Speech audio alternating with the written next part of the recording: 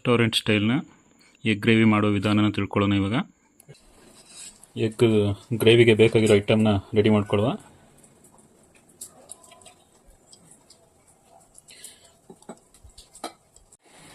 ಎಣ್ಣೆ ಬಿಸಿ ಆದಮೇಲೆ 2 ದಪ್ಪ ಈರುಳ್ಳಿ ಕತ್ತರಿಸಿಟ್ಕೊಂಡಿರೋಂಥ ದಪ್ಪ ಈರುಳ್ಳಿನ ಹಾಕ್ಕೊಳ್ಳುವ.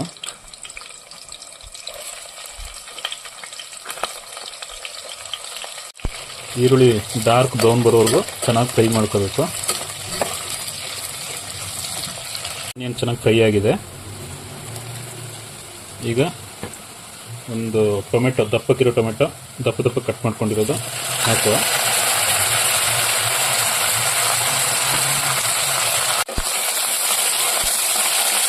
ಟೊಮೆಟೊ ಫುಲ್ಲಾಗೇನು ಬೇಯೋದು ಬೇಡ.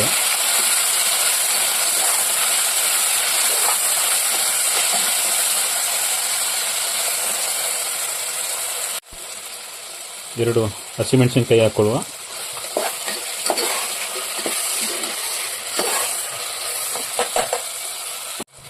ಒಂದು 10 ಗೋಡಂಬಿ ಹಾಕ್ಕೊಳ್ಳುವ. ಗೋಡಂಬಿ ಹಾಕಿದ್ರೆ ಗ್ರೇವಿ ರಿಚ್ಚಾಗಿ ಕ್ರೀಮಿಯಾಗಿ ಬರುತ್ತೆ, ತುಂಬ ಟೇಸ್ಟಿಯಾಗಿಯೂ ಇರುತ್ತೆ.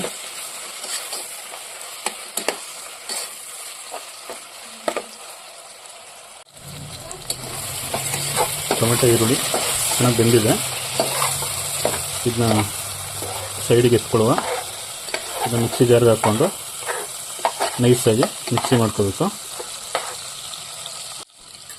ಇದು ತಣ್ಣಗಾದ್ಮೇಲೆ ಮಿಕ್ಸಿಗೆ ಹಾಕ್ಕೊಂಡು ಮಿಕ್ಸಿ ಮಾಡ್ಕೋಬೇಕು.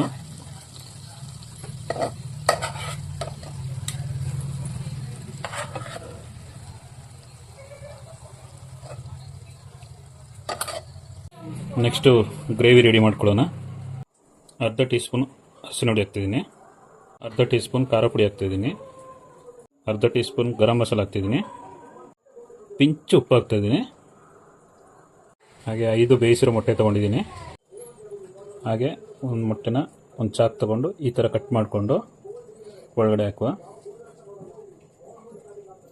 ಈ ಥರ ಕಟ್ ಮಾಡ್ಕೊಳ್ಳೋದ್ರಿಂದ ಮಸಾಲ ಚೆನ್ನಾಗಿ ಇಟ್ಕೊಂಡು ಒಳ್ಳೆ ಟೇಸ್ಟು ಕೊಡುತ್ತೆ. ಎಲ್ಲ ಮೊಟ್ಟೆನೂ ಇದೇ ಥರ ಕಟ್ ಮಾಡಿ ಹಾಕ್ಕೊಳ್ಳುವ. ಮೊಟ್ಟೆನ ಫ್ರೈ ಮಾಡ್ಕೊಳ್ಳುವ. ಜಾಸ್ತಿ ಫ್ರೈ ಮಾಡಬಾರ್ದು, ಜಾಸ್ತಿ ಫ್ರೈ ಮಾಡಿದ್ರೆ ಒಂಥರ ಲಬ್ಬರ್ ಥರ ಆಗ್ಬಿಡುತ್ತೆ. ಅದರಿಂದ ಒಂದು ಮೀಡಿಯಮ್ ಆಗಿ ಫ್ರೈ ಮಾಡ್ಕೊಳ್ಳುವ. ನಾನು ಎಣ್ಣೆ ಹಾಕಲಿಲ್ಲ, ಅದರಲ್ಲೇ ಎಣ್ಣೆ ಇದ್ದಿದ್ದರಿಂದ ಅದರಲ್ಲೇ ಫ್ರೈ ಮಾಡ್ತಾಯಿದ್ದೀನಿ. ಮೀಡಿಯಮ್ ಫ್ಲೇಮಲ್ಲಿ ಫ್ರೈ ಮಾಡ್ಕೋಬೇಕು. ಈಗ ಎಣ್ಣೆಯಿಂದ ತೆಗೆದು ಸಪ್ರೇಟ್ ಮಾಡ್ಕೊಳ್ಳುವ.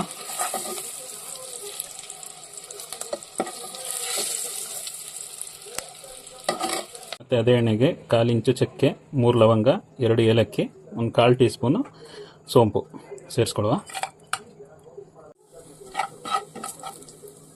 ಲೈಟಾಗಿ ಫ್ರೈ ಆದಮೇಲೆ ಸಣ್ಣಗೆ ಕತ್ತರಿಸ್ಕೊಂಡಿರೋ ಒಂದು ಈರುಳ್ಳಿ ಹಾಕ್ಕೊಳ್ಳುವ. ಈರುಳ್ಳಿ ಚೆನ್ನಾಗಿ ಫ್ರೈ ಆಗಬೇಕು. ನಾನಿಲ್ಲಿ ಎಣ್ಣೆ ಹಾಕ್ಕೊಂಡಿಲ್ಲ, ಯಾಕಂದರೆ ನಾನು ಮೊದಲೇ ಇದರಲ್ಲಿ ಎಣ್ಣೆ ಇತ್ತು. ನಿಮ್ಗೆ ಬೇಕು ಅಂದರೆ ಎಣ್ಣೆ, ಗ್ರೇವಿ ಬೇಕಾದಷ್ಟು ಎಣ್ಣೆ ಹಾಕ್ಕೋಬೋದು ನೀವು. ಈರುಳ್ಳಿ ಚೆನ್ನಾಗಿ ಫ್ರೈ ಆಗಿದೆ. ಈರುಳ್ಳಿ ಚೆನ್ನಾಗಿ ಫ್ರೈ ಆದಮೇಲೆ ಇವಾಗ 2 teaspoon ginger garlic paste ಹಾಕ್ಕೊಳ್ಳುವ.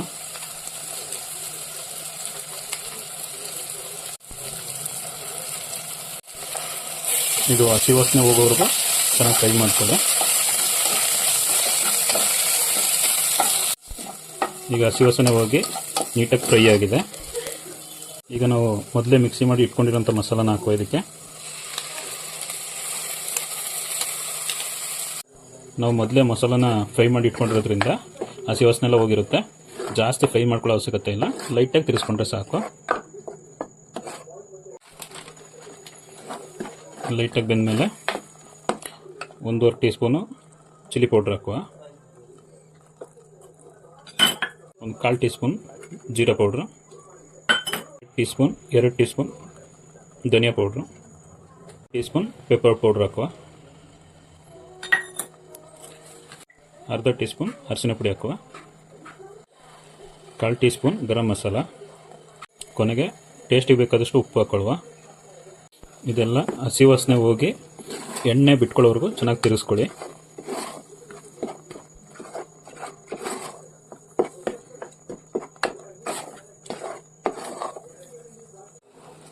ನೋಡಿ ಈಗ ಹಸಿ ವಾಸನೆಲ್ಲ ಹೋಗಿ ಲೈಟಾಗಿ ಎಣ್ಣೆ ಬಿಟ್ಕೋತಾ ಇದೆ. ನೆಕ್ಸ್ಟು 2 ಕಪ್ ನೀರು ಹಾಕ್ಕೊಳ್ಳುವ. ಚೆನ್ನಾಗಿ ತಿರುಗಿಸ್ಕೊಳ್ಳಿ. ನಾವು ಇದಕ್ಕೆ ಗೋಡಂಬಿ ಹಾಕಿರೋದ್ರಿಂದ ಚೆನ್ನಾಗಿ ತಿಕ್ಕಾಗಿ ಬಂದಿರುತ್ತೆ ಗ್ರೇವಿ.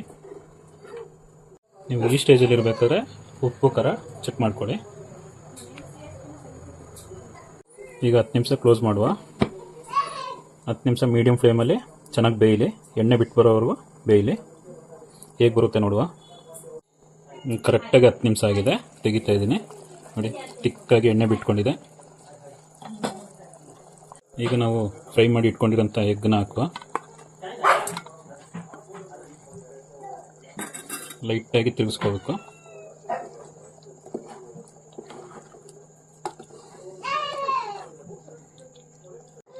ಗಟ್ಟಿಯಾಗಿ ಬೇಡ, ಸಾಂಬಾರು ಆಗಬೇಕು ಅಂದರೆ ಸ್ವಲ್ಪ ನೀರು ಆ್ಯಡ್ ಮಾಡ್ಕೋಬೋದು. ಎಗ್ಗಿಗೆ ಮಸಾಲೆ ಹಿಡಿಯೋವರೆಗೂ ಒಂದು 5 ನಿಮಿಷ ಮುಚ್ಚಿಡುವ. ಮಧ್ಯ ಮಧ್ಯದಲ್ಲಿ ತಿರುಗಿಸ್ಕೋಬೇಕು. ಇವಾಗ ಗ್ರೇವಿ ರೆಡಿಯಾಗಿದೆ, ನೋಡುವ ಹೇಗಾಗಿದೆ ಅಂತ. ಗ್ರೇವಿ ರೆಡಿಯಾಗಿದೆ, ಎಗ್ ಗ್ರೇವಿ ರೆಡಿಯಾಗಿದೆ. ಇದಕ್ಕೆ 1 ಟೀ ಸ್ಪೂನಷ್ಟು ಕಸೂರಿ ಮೇಥಿ ಹಾಕುವ. ಹಿಂಗೆ ಪುಡಿ ಪುಡಿ ಮುಡಿ ಹಾಕಬೇಕು, ಘಮ ಘಮ ಅಂತ ಟೇಸ್ಟಿಯಾಗಿರುತ್ತೆ. ಇದಿಲ್ಲ ಅಂದರೂ ಸ್ಕಿಪ್ ಮಾಡ್ಕೋಬೋದು. ಕೊನೆಯದಾಗಿ ಗಮನಕ್ಕೆ ಸ್ವಲ್ಪ ಕೊತ್ತಂಬರಿ ಸೊಪ್ಪು ಹಾಕ್ಕೊಳ್ಳುವ. Egg gravy